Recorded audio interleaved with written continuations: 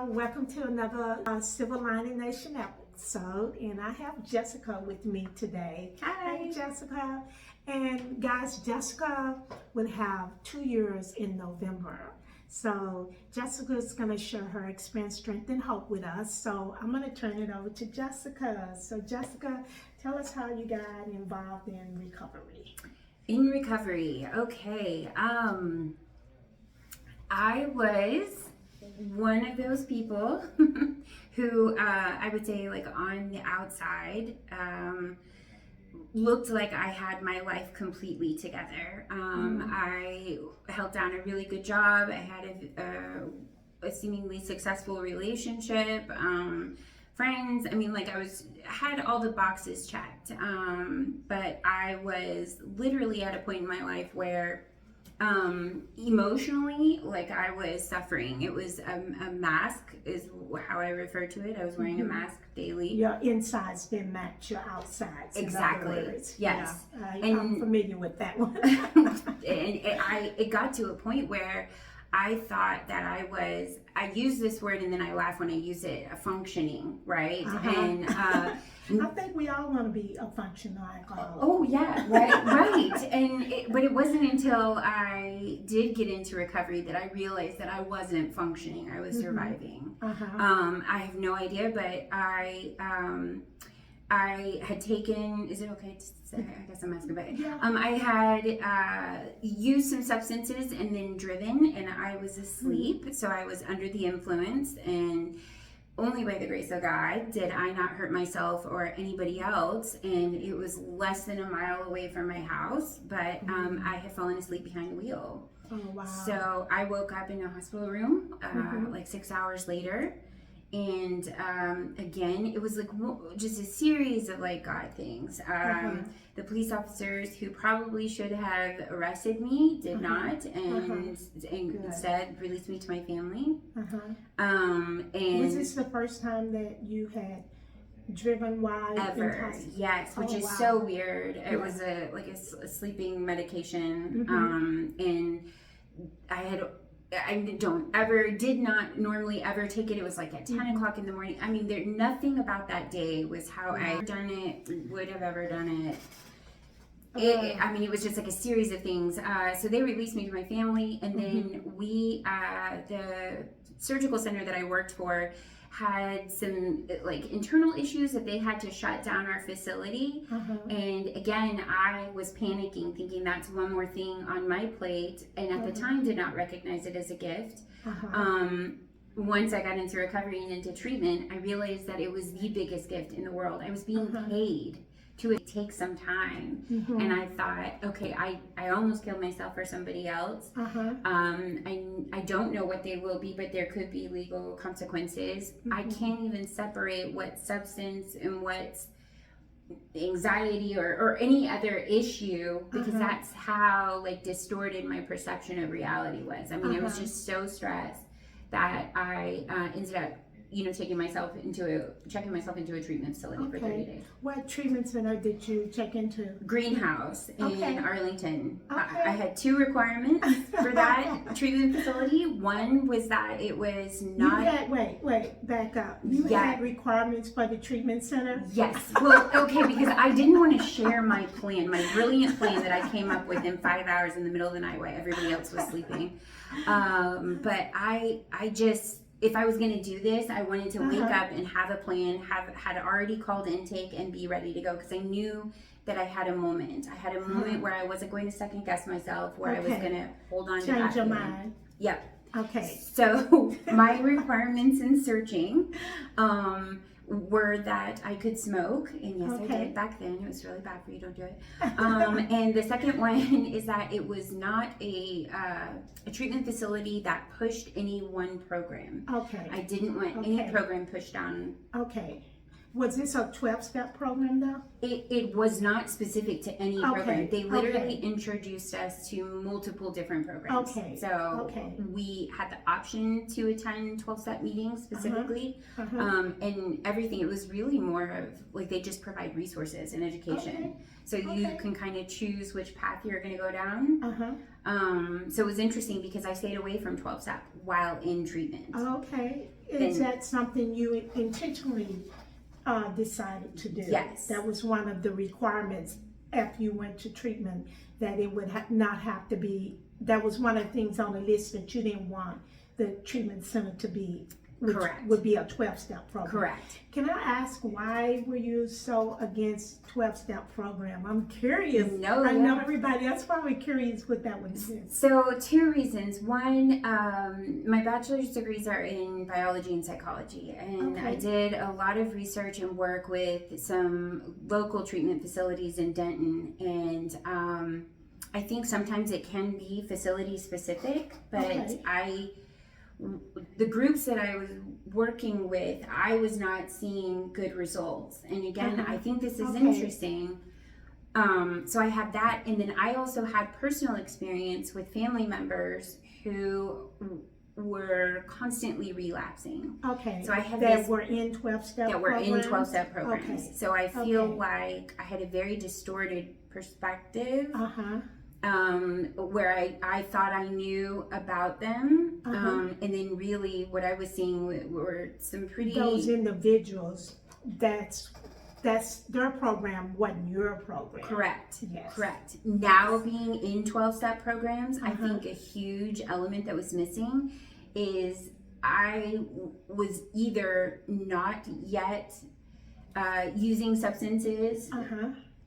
from, like as an addict, Yes. or I didn't understand it. And I think Yes. that now in my programs, that's a huge piece, is the ability to speak openly with addicts, people Yes. that understand addictive behavior, Yeah. not from an outside or, Yes. book perspective. I think Yes. it's completely different. I mean, Yes.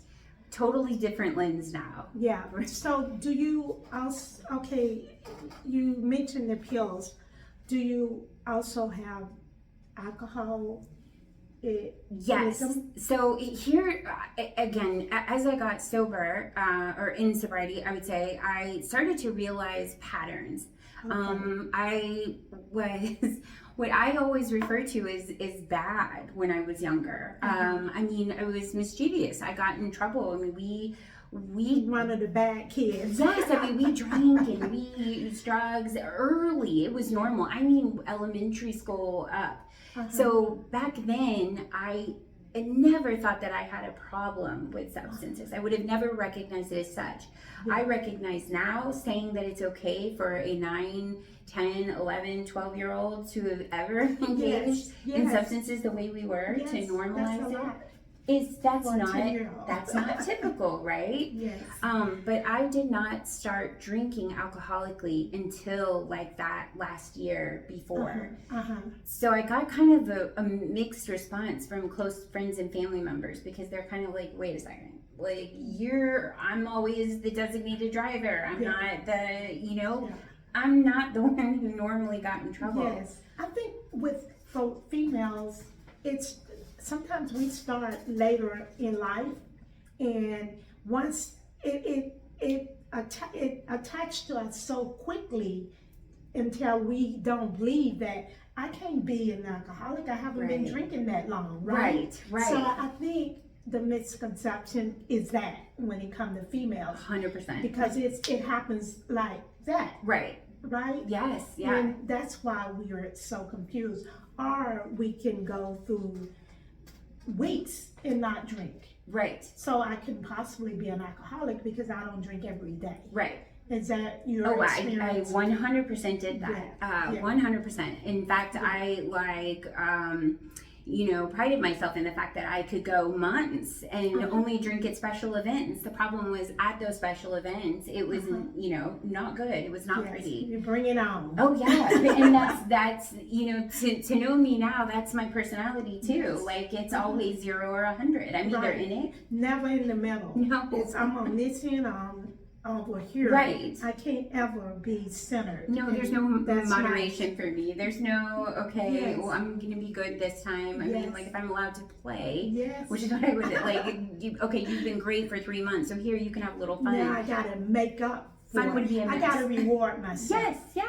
That's what that is. So what was the training? Okay, first of all, how long were you in it's called Greenhouse. Greenhouse. It's in Arlington. How long were you in Greenhouse? 30 days.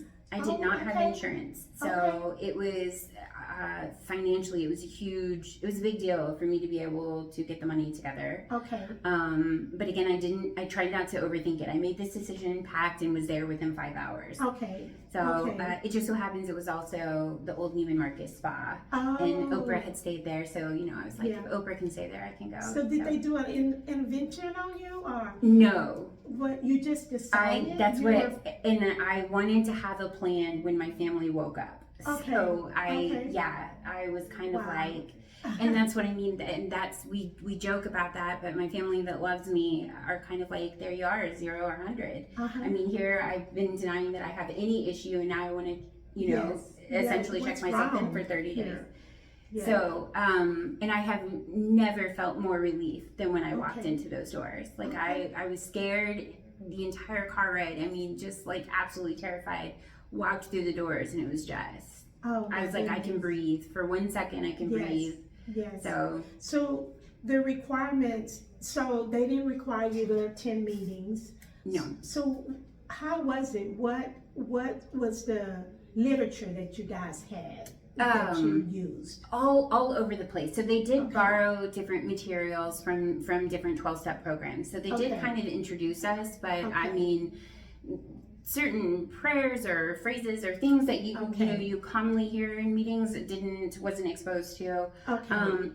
And again, I mean, they had everything from like cognitive behavioral classes to classes on like the physiological science, like the biology aspect, like why we do what we do, from a physical aspect. I mean, just kind of all over the place. Family origin stuff, so you could understand kind of how it relates to family dynamics. Where you inherit the disease, is that what you're referring to? Yes, that and or why we started these behaviors. Could they have stemmed from something that you either experienced as a child or currently present in your relationships now? Kind of getting you to pull stuff out. Coming from a treatment center and into a 12-step room, was that a culture shock for you? Because I know it's totally two different things, two different worlds. It kind of was. So what they did do is the treatment center invited guests to come and speak to us for about an hour. So they invited people from the 12 steps to come? Yes, but I think that the treatment facility did such a good job that we had a gentleman come to speak to us one time, and he did not announce that he was from any particular program. He was just there to share his experience, strength, and hope. And he used this very neutral language. I had no idea of what program he was from. And this will all come full circle, but he essentially told his story, or told us, again, shared his experience, strength, and hope. And I thought, I'm one of the shyest people I know, but I'm going to walk up and thank him for speaking. And I'm going to just see if he'd be willing to give me his phone number. Because when I get out of this facility, it would be great to have some people on the outside. Again, it's the words that I heard. I did not know these words at the time, but in his story, I heard I wanted what he had. Everything that he described, it was almost like he was telling my story in very different ways. And I mean, I just couldn't believe it. I couldn't believe that we had so much similar experiences. And then to see what he had come from, how he was living prior compared to where he is in his life of sobriety, I was like, yes. So I ended up getting his phone number. He was extremely nice. I called him. I got out on a Saturday, called him. He met me for coffee Sunday morning. And we very quickly after coffee went to a 12-step meeting. So I didn't have time to think about it. So he knew how he planted the seed. He for sure. That's what I mean. The words that he was using. Then I was like, okay, I want what you have. Yes. Like all of those things. I was like, yes. And then he was really good with the way he did that too, because there was no time for me to say, well, I really am busy. No, it's Sunday at noon. We just got coffee. You have time. I went straight there and never turned back. Never thought about it. I've been in some of the 12-step meetings with you. In the last one I was with you, you mentioned about the God Mhm. thing. Would you like to share that? Yeah, You about mentioned having, that you wasn't interested in the God. Yeah. That wasn't on your agenda. So on your itinerary. completely. So Yeah. And it's not that, you know, I hear from a lot of people in programs that they struggle with maybe a bad experience with God. Uh-huh. I have none. My thing is that I had zero relationship with God, with a higher power. I would have considered myself like well read, but not spiritual. I have like zero spirituality. I love that I can recognize when people around me do, and I love and admire them for their relationship. It's okay for you, but that's Yeah, your but thing. I guess I never understood the connection, so I never even pieced together that that was something missing in my life. Yes. So that was You an can't miss something interesting. that you never had. Exactly. And again, Yeah. I had neither bad nor good experiences. So I literally, so I kind of remember like as I'm kind of easing into it with the help of a sponsor, which I absolutely recommend doing immediately. I mean, who knows where. Now back to the treatment center. Did they didn't require you to get a sponsor either? Yeah. Okay. No, they did not. Okay. Yeah. Okay. So we had like aftercare plans, but of course mine went a completely different way, and again, not a coincidence, I don't think. So, but yeah, so I immediately started working my program, started working this 12-step program that I just immediately felt comfortable and at home with, and I listened in every meeting that I went to, and everybody said get a sponsor immediately. So I'm like, okay, I'm on the hunt. I don't know what it is. Let me get one. Right, because I'm like, I definitely don't want to make a mistake, and if I'm going to put everything into it, which I have to because I'm at 100, right? Then, and I needed that. I needed the guidance and care of the sponsor, and my sponsor is amazing. She literally held my hand, and you know, you hear a lot about like spiritual kindergarten. Definitely me. Awesome. But I think that that's also turned into this beautiful experience where I essentially got to define who God is to me and what I want them to look like and how I need them and what I want that relationship to look like. I don't know many people that can say that outside of programs. I mean, outside of recovery. And I think in recovery, we hear that and we're almost like, yeah, like I know what you're talking about. Yes. We speak each other's language. Right.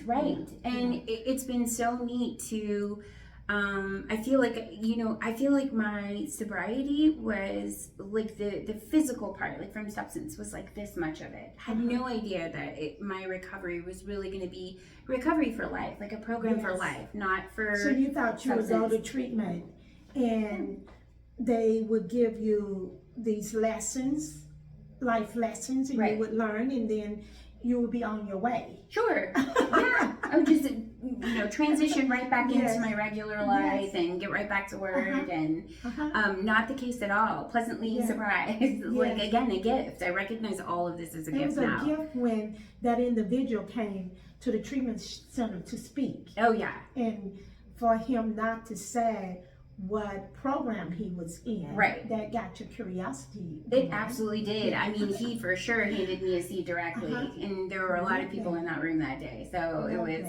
it was interesting. But I love that, again, that, the beginning of the program, I was really focused on, kind of that transition process. And that really, my program today is one of like more emotional sobriety and spiritual sobriety. And I'm on this deep path and journey of spirituality. And I love it. Like I'm always looking for ways to go deeper. And I feel like that's where my energy is. I love that.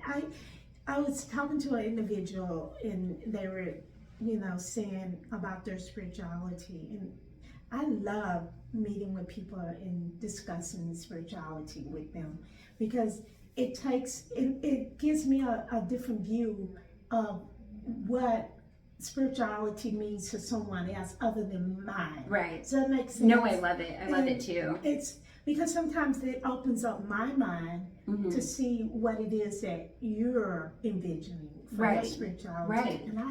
And it just gives me chills when I think I about love that too. You know, I love that. Especially when you see people who are really excited and passionate about it. Because I'm like, okay, yes. I know what's happening, but like you, I want to understand why and how too. You know, because I want some of that. Oh yeah, Right? absolutely, absolutely. Yeah, I want some of that. I want some of that joy. Oh And yeah. that's another thing. So when you came into the 12-step room, what was your first impression? Of just kind of the process? No, when you saw the people, did you see joy? Did you see, what was your first experience? Absolute joy. And you know, I have asked myself this, and I know that when we're in these rooms, sometimes you have people in all different places, and that doesn't mean like where they are in life. Levels of life. And every day we have different moments. I honestly like don't remember seeing people struggle, or maybe I just wasn't even. I was hyper focused on the joy. I saw people that were laughing, which is me. If you can laugh at something really crazy that just happened. You can laugh with me. I mean, because I have to, otherwise I'll go crazy. Like, what are we gonna do, right? At this point, and to hear people talking about the worst moments of their lives or the biggest struggles that are going on with their lives, and literally laugh about it, and or be able to share and provide advice and guidance, without even looking for like a pat on the back. Like they're doing this just because they're sharing. Like what? And that blew me away. It's like, you want to help me? What's the catch? Right. What are you getting? There's got to be something. Right. You want something. Right. Because I wouldn't, every time I would help someone, you got some drugs. Right. Like where the transaction, there's something, right? It's got to be something in there.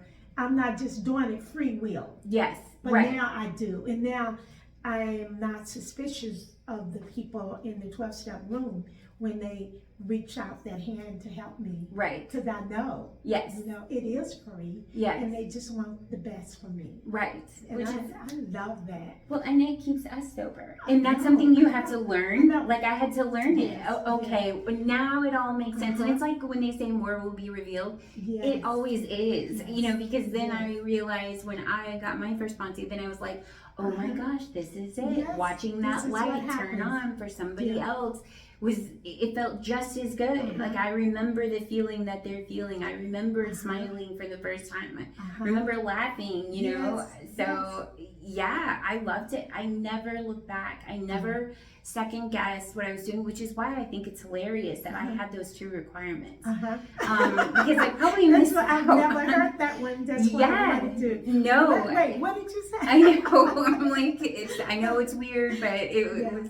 You know, I guess it takes what it takes too. And for me, it probably couldn't have happened any other way. No. And I know that. It wouldn't to happen any other way because you probably wouldn't have came in. Right. And sat all the way down. And I feel like my hand was literally held in every moment, and I probably needed that. And I needed someone to not tell me that they were holding my hand. It needed to be like a trick, you know, like how we would walk a child into a room. It worked. So you sponsor. So what's your experience with that? So currently, I actually, it has been interesting. I currently do not have any sponsees. I raise my hand all the time, and that's okay. I know that it'll happen when it's supposed to happen. Yes. I've had two sponsees. One just like geographical change, and she was considerably younger and found like a young person's program that really worked for her. So what's the name of it? You know? Young person. I think I know there's one called Milk and Honey. Yes, but it's not that. Is it similar to that? Similar, yes. Okay. And so that was like a mutually agreed. There was somebody that we both felt could give her better advice and feedback, and that was awesome. I love that because being newly sober, for you to express that, Girl, I was all butthurt when I Oh, I was. you worked The first Okay, time. I'm like, She was my second. I'm proud of you. No, Yeah, I it was didn't go like, well the first You time. leaving me? Yeah. Oh, no, the first time, I should have started with the first one. I was so excited, and I put everything into that Yes. relationship. I She know. challenged me on everything, and I saw that as a personal challenge. I went probably way too far into throwing everything I had into, Yes. but I think I ultimately wanted it more, and You she ended wanted up her going to back get out. sober. Yeah, And that's where I didn't realize that's me playing God. right. And I'm Right. not him. But I didn't realize it when I was at the time that I was doing it. Yeah. I thought, this is what I'm supposed to do. I'm supposed to get them sober, and I'm supposed to do this, and I'm supposed to answer the phone every time they call. Yeah. All this nonsense, right? Oh, yeah. That I've learned different. And I'm glad that it sounds like you're way above where I was when I first came in there and was Thank you. I sponsoring. doubt that. For you to realize that, girl, that's huge. Well, that's what I mean. I was so hurt the first time. I took it as a personal failure. Yeah. I did something Yeah. wrong. I either said something, did something. Maybe I didn't show her enough love or attention. Or Yes. finally my sponsor was like, "Oh my gosh, stop. Let's stop. Yeah, there's a healthy way to do this." Yes, because I used to want to save them from experience that they needed to go through. Right. Right. So I would tell them what to do and what not to do, and I would have hated me if someone would sponsor me the way I was sponsoring. But we learn. Right. That's what it's all about. It's all about learning. Yeah. And growing. Yes. As long as you don't leave and you stay, like you stick around, then you grow or you go. Yes. And I truly believe that. Oh, I do. You have so much joy. Thank you. I love that. Thank I feel your energy, and I feel so good talking to you. Thank you. Make me happy, You too. girl. You too. See, you're happy. like the energy magnet, so that's really make nice me coming happy. from you. So we were talking earlier when you before we started the camera rolling. You were telling me about your first birthday night. Mm-hmm. Sure, that's. Is it okay? story. Okay, I was going to say, okay, Yeah. I came with a friend to a birthday night, and Lorene was one of the birthday celebrants, and I had never experienced anything like it, because again, this was like 5 days after I had started. Okay. It was 5 days after you got out of treatment? Yes, Oh, wow. yeah. So literally one of the first things I did, and I came away from that birthday night saying the same thing again. I had never laughed and cried in the same 2 hour. It was a big birthday night. It was like 2.5 hours. It's always big. It was huge. And I came out of there going, that was so awesome. great. Like I had just been on this roller coaster of emotions that were all good. Whether they were sad, they were like tears of like compassion and understanding and hearing. It was beautiful. And I went home and I told my partner, I told my roommate, I was like, I've never laughed and cried so much in my entire life. And she's like, what? You're happy? And I'm like, yes. And she's like, That's sorry, okay. but programs are happy, and Yeah. it was such a good experience, and it was you, and it was your family, and it was seeing the love. And again, I was absolutely like shocked, baffled, that you guys could all have this love for each other, and that I knew there was something to it, that if I did exactly what you guys said to do and got in the middle of things, that I could have the relationships that I was witnessing. Yeah. So yeah, and the birthday nights, I try to come to those. Those are the best. Oh, I yeah. love meeting the families, and just so they can see where their families are going. right. And that's why Right. I'm big on birthday nights.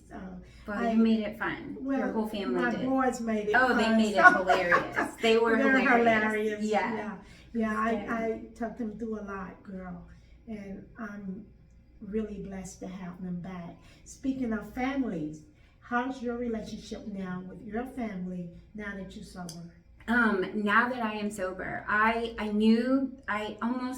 think kind of like intellectually thought those relationships will improve. Never in a million years guessed that they would be where they are today and as good and strong as they are today. I have the most amazing relationships with both of my parents and my brother and sister. They're twins. I mean, it's almost like we all needed a reset, and I was okay to take the physical reset, but to like reset us all. There's absolutely nothing that we cannot talk about and do not talk about now. I also have learned things, in programs about boundaries and how, good communication, things that I thought, again, that I intellectually knew and understood, but to actually practice these things every day in my life and then apply them to relationships. I just never imagined things could be this good. I would, if you told me that, I would have not believed you. Yeah, I completely understand exactly what you're saying. It's beautiful. It's like I didn't know life could. I thought life was everybody drank and drug. They just hid it. Right. I did too. I totally did. Yeah, everybody does it. I just get caught. Right. Right. I go to jail. They don't. Yeah. So, yeah. That used to be my thing until I came into the 12 step and they told me I never had to live that way ever again. Right. What a relief. And the friends that you make. Oh. Let's talk about that. The fellowship of these programs, it's like I feel like I'm saying the same thing over and over, but I mean it wholeheartedly. I have groups of people that I do everything with. I mean everything. Just the friendships. And they're real, authentic relationships that I can go, I think you have like life friends, like, some friends that you maybe don't talk to for years and years on end, but you're still somehow there. These are those friends, but every day. And I don't talk to anybody as much as I talk to these people. But I gotta talk to. Oh, I do too. An addict or alcoholic. Absolutely. Once a day. It connects me. Yes, absolutely. It just makes me feel, it's, I don't know. Grounded. Balance. Yes, that's it. And it's so funny because it's almost like I refer to I have like 4 friends that we call ourselves the council. We're each other's council. And what that means is that no decision, like from what you're wearing that day to big life decisions, should be made without the council. Meaning, I love that. Other alcoholics need some say, some feedback, right? And it's kind of funny. It's almost ridiculous, but I need it. I'm okay with it. I call it my adult supervision, and I'm okay with adult supervision on decisions big and small. Oh, God, yes. Because I pray to my higher power, but he don't talk to me. Right. So I need human contact to run it by, which is my sponsor, to say, okay, this is what I came up with, and this is what I think my higher powers is saying that I should do. And she can advise me on it. Correct. Does that make sense? Yes, absolutely. So for me, that helps me a lot because sometimes I think it's my higher power and it ain't. It's me wanting to do that. Right. But see, those are also how you know you have a good council members, or when they're like, I think you did get your answer. Doing that. Yeah, you got the answer, but it just wasn't the one that you wanted to receive. So, and who would have thought that I would have been okay with having friends tell me that? Because wait a second, I really want what I want. Too. Yeah, right? Exactly. So I love that. Yeah. We're honest to each other in here. Yes. And I know that you guys got my best interests. And always. That you're not gonna lead me wrong. Right. And I love that. It's like when I first got sober, Jessica, I thought everybody should be working a 12-step program. I did too. I really did. I was like, oh, fire girl. Yeah. Like, calm down. Everybody don't need to work it. You need it. Everybody, you can't tell everybody what they need. Right. That's not your job. You're drunk. Yeah. and you're an addict, so ain't nobody gonna listen to you anyway. Right. I mean, I still, still think that a little bit, but because you can use it in so many different ways. Absolutely. And that's what I love about it, because my thing, Jessica, I always wanted to change. I always wanted to do the right thing, but I would try. But I would later on, I do it for a couple of days and then I fall off. What the 12-step program does, it gives me some tools, guidelines to follow. Right. And I don't have to do it perfect, but I know when I'm not following those guidelines. Right. We call it being on the beam. Yeah. I know when I'm off the beam, and I can get back on. Right. Because it's progress, not perfection. Which I love. Yeah, I love that too. So that's what I love about the program, because it gives me some guidelines. Yes. And we continue to do it. We never graduate. Right. We continue to do it, and it says in our program, in our literature, more will be revealed. And you mentioned that earlier, and those are the promises. Right. And I know that I've gotten so many promises. Yes. And I know that I will receive more right. as long as I do His work. Correct. And that's, man, that just, it takes my breath away when I think about it. Yes. Yeah, it's just. Agreed. Wow. It's overwhelming. And let's talk about laughter. Okay. I didn't know what true laughter was. Like what we're doing, that's laughter. Right. That's true. Right. And it's coming up. Right. And I didn't know that until I came into these rooms. I cannot imagine that for you. Oh, I didn't. I know, but I mean, you are one of those little balls of energy that, like, I couldn't imagine you without laughter. I can't anymore. Yeah. And it's like, wow, the joy that I get. And then before I came into the room, I didn't like hugs. Like now, I'm like, when I walk into this room, it's like, it's hugs. Yeah. It's like we give the best hugs. We do. We support each other through bad and good. Right. This is my safe place. Yes. That I can come and I can truly say what's going on with me. Right. Because it's no longer about the alcohol and the drugs. It's about living life. Right. And that's what the 12-step program teaches me. It teaches me how to live without drugging and drinking. Yes. And I love that, girl. I do too. I love that. I do too. I'm like a sobriety nerd. I mean, you talk about laughter and just appreciation for life, and I've never considered myself an unhappy person historically, but I was unhappy a lot. Like in sobriety, I've had bad moments. I haven't had a single bad day. I haven't had a single day that I couldn't say I wasn't happy for the majority of that day, if not most, are all the hard days. Yes. But I still experienced joy, still laughed at some point. Yes. Even if I was laughing and crying at the same time, it was happening. Because at that day, I don't find anything to be happy or joyful about. I have my sobriety. Right. Right. That's always my first thought when I'm like, today was really messed up, but you didn't drink or drug today. No. So I had a great day. Yeah.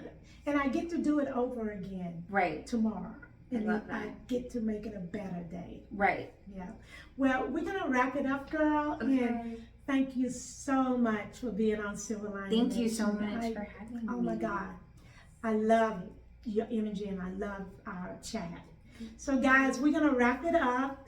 And once again, if nobody tells you guys that they love you, heard from us here at Silver Lining Nation, we love you. Bye, y'all. Bye.